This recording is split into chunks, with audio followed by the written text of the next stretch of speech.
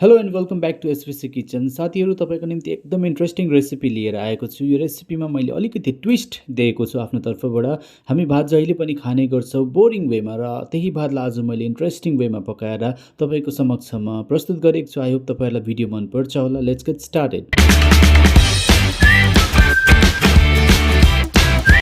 र आज पनि हाम्रो रेसिपीको मुख्य नायक अथवा हिरो रहेको छ क्यारोट्स, र यसलाई मैले धुई पखाली गरेर राखेको छु। अब भने यसलाई म मजाले कोरेसोको मद्दतले ग्रेड गर्नेछु, र ग्रेड गरिसकेपछि है यसलाई हामीले के गर्नुपर्छ त्यो म तपाईँलाई बताउँछु। यहाँ मैले कोरेसो पनि लिइसकेको छु। अब भने यसमा मजाले हामी यसलाई ग्रेड गरौँ है। र यो रेसिपी एकदमै इन्ट्रेस्टिङ अनि मिठो बनिन्छ। तपाईँले पनि एकपल्ट अवश्य घरमा ट्राई गर्नुहोला, किनभने यो एकदमै ब्रान्ड न्यू रेसिपी हो एसबिसी किचनको तर्फबाट तपाईँको लागि। र तपाईँलाई भिडियो मन पर्दैछ भने प्लिज भिडियोलाई सब्सक्राइब गरिदिनुहोस्, अनि सब्सक्राइब गरेपछि छेउको त्यो घन्टीलाई पनि दबाइदिनुहोस्, किनभने त्यसको मद्दतले तपाईँलाई न्यू अपडेट्सहरू आइपुग्छ। र अब मैले गाजरलाई ग्रेड गरिसकेको छु। अब भने म यो पेलामा चाहिँ यसलाई ट्रान्सफर गर्नेछु, र ट्रान्सफर गरिसकेपछि अब चामलतर्फ जाउँ। यहाँ मैले एउटा सानो कन्टेनरमा 1 माना चामल हालेको छु, र यो चामललाई चाहिँ अब मजाले धुउँ है। 3-4 पानी यसलाई मजाले धुनुपर्छ। र त्यस पछाडि हामीले यो चामललाई यो क्यारोटसँग मिक्स गरेर म कसरी पकाउनु पर्ने त्यो पनि तपाईँलाई भन्दैछु है।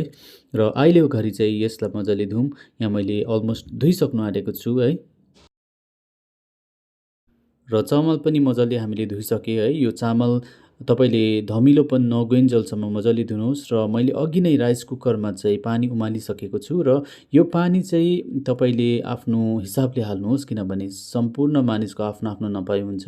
र त्यसैले गर्दाखेरि चाहिँ तपाईँले आफ्नो क्वान्टिटी अनुसार, चामलको क्वान्टिटी अनुसार तपाईँले पानी हाल्नुहोस्। र यो रेसिपी चाहिँ हामी राइस कुकरमा बनाउँछौँ, त्यसैले असाध्यै सजिलो छ, जसले पनि यसलाई बनाउन सक्छ यदि तपाईँकोमा अलिकति जाँगर छ भने है। र यो हालिसकेपछि यहाँ मैले यहाँ काडा मसलाहरू हाल्दैछु। यहाँ 2टा अलैँची, 2टा लौङ र अलिकति दालचिनी पनि हाल्दैछु मैले है। यो फ्लेभर मजाको आउँछ यसले गर्दाखेरि। यदि तपाईँलाई यो मन पर्दैन भने तपाईँले यसलाई अभोइड गर्नु पनि सक्नुहुन्छ। त्यस पछाडि अब यो हामीले ग्रेड गरेर राखेको गाजरलाई पनि यहाँ हाल्दैछौँ है। मजाले यो गाजर पुरै हालिदिनुहोस्, किनभने यसले एकदमै राइसलाई कलर पनि दिन्छ, प्लस राइसको लुक्स पनि एकदमै इन्हान्स भएर आउँछ बादमा। र यहाँ अलिकति म रिफाइन्ड ओइल हाल्दैछु यहाँ माथिबाट। र तपाईँकोमा बटर छ भने तपाईँले बटर पनि हाल्न सक्नुहुन्छ, अमुल बटर पनि हाल्न सक्नुहुन्छ है। अब भने राइस एकदमै मजाले पाक्दैछ, तपाईँले देख्नुहुँदैछ है। र अब राइस पाकिसक्यो, यो वार्ममा गइसक्यो, देख्नुहुँदैछ तपाईँले। अब भने म यसको ढकनी खोल्छु। हेरौँ है त कस्तो भएछ है राइस।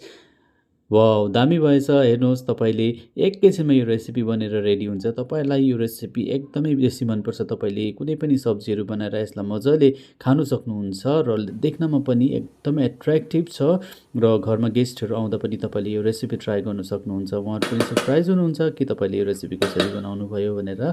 तर यसको मेथड चाहिँ एकदमै सिम्पल एन्ड इजी छ, किनभने यो सबै प्रोसेसिङ चाहिँ केबाट हुन्छ भन्दाखेरि राइस कुकरबाट।